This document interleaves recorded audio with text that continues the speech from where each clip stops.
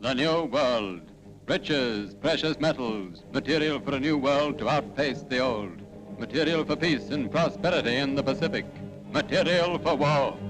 From the north across these peaceful waters comes a shadow. Japan.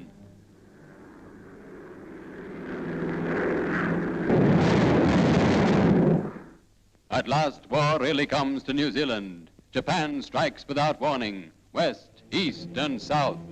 Parliament assembles to discuss new grave dangers to our security.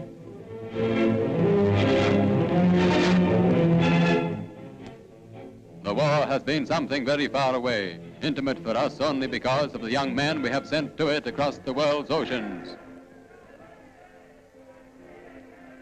Now, our own soil is threatened. We see for the first time the prospect of unfriendly feet attempting to despoil our land.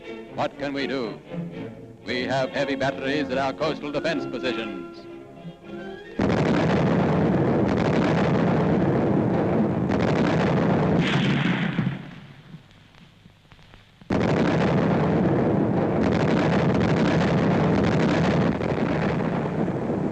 Over the outer waters, we maintain a constant aerial patrol.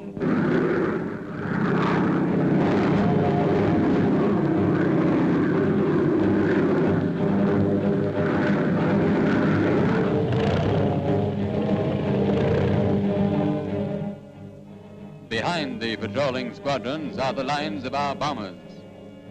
Yes, those are our bombers.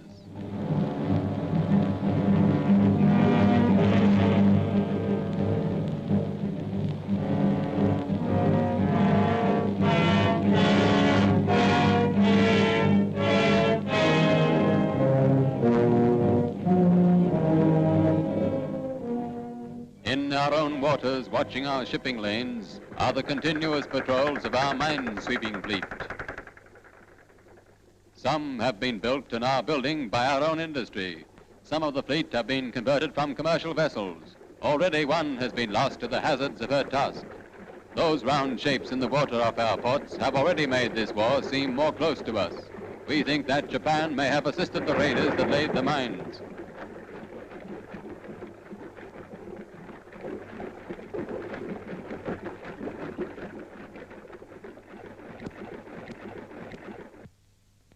Against air attack, our cities are not so heavily guarded as the beleaguered towers of Britain, but neither are they so seriously menaced.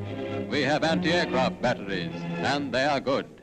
We have had great difficulties to overcome in organizing our defense, not the least of these the spaces of ocean separating us from our sources of supply. But this disadvantage is also our advantage. At the end of his journey to New Zealand, what would an enemy find? What if he survived the sea, the storms of our weather, and the fierce spirit of defense in our citizens? He would find that our military forces have been armed and trained so that adequate strength can be rushed at short notice to any point of danger.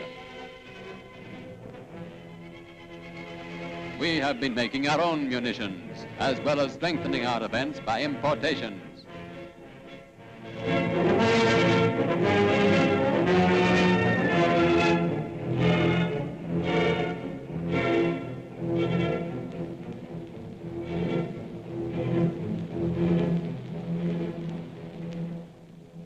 We have tanks, and heavy tanks they are too.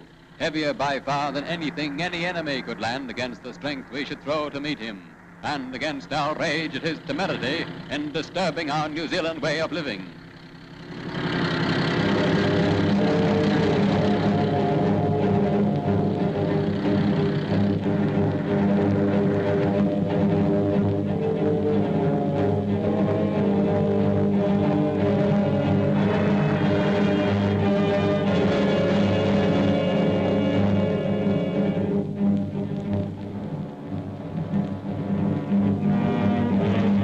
We have artillery for all purposes.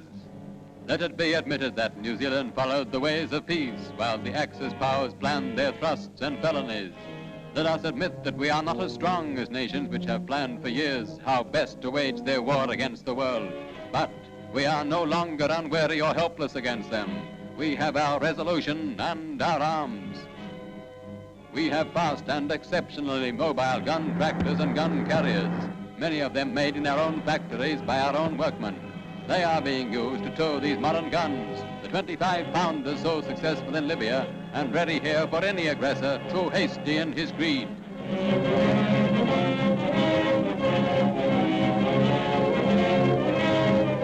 Our military forces are organized into lines of defense, capable of cushioning and finally shaking off any blow that might be aimed against us.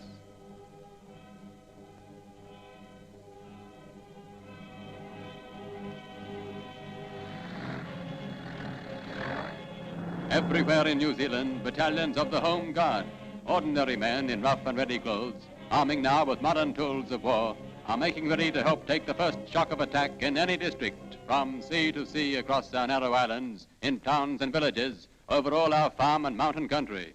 If he does come, then we shall set the cost of disturbing into anger a people who fight for peace and not for aggrandizement of power. We have no cause to be too assured, but we are not without weapons of war. We have assembled much of the most modern equipment. We may not be Goliath, but we have David's sling.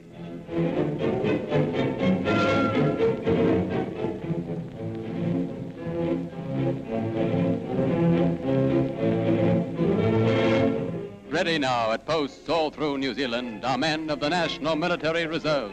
Since war began, they have trained assiduously to fight from the sands by the sea to the hills behind us.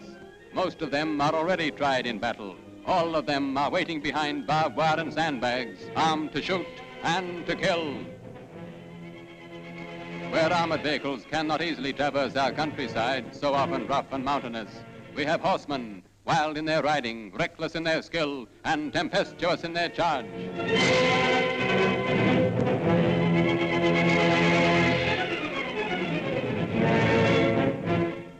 Where troops can be deployed in numbers, and with the mobility of modern warfare, we have our territorial army. No single man need march to meet an enemy. The people have given up their trucks, cars, motorcycles, and their petrol, so that our army can move far and fast and hit hard. We can quickly throw into battle anywhere, at any time, a substantial force of troops.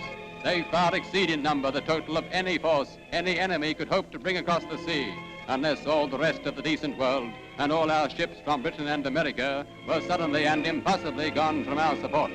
And with our soldiers ready for that enemy are all our people, watching the sea and sky as sentries watch for danger from all quarters.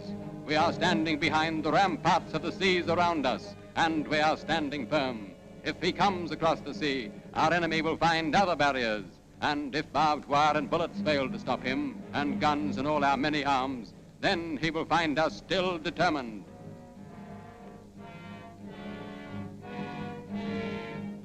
It is not for us to be ashamed of our efforts, nor overconfident.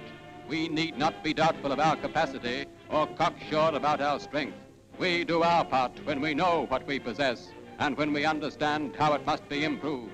We do not shout our own praise. We do not bemoan past failures. We are not too calm. We are confident. We have our hope for the future as a free nation of free people, and we are dangerously angered that our earth and home should thus be menaced by an aggressor so advanced in the art of destruction and so reduced in the ideals of human progress. New Zealand is ready.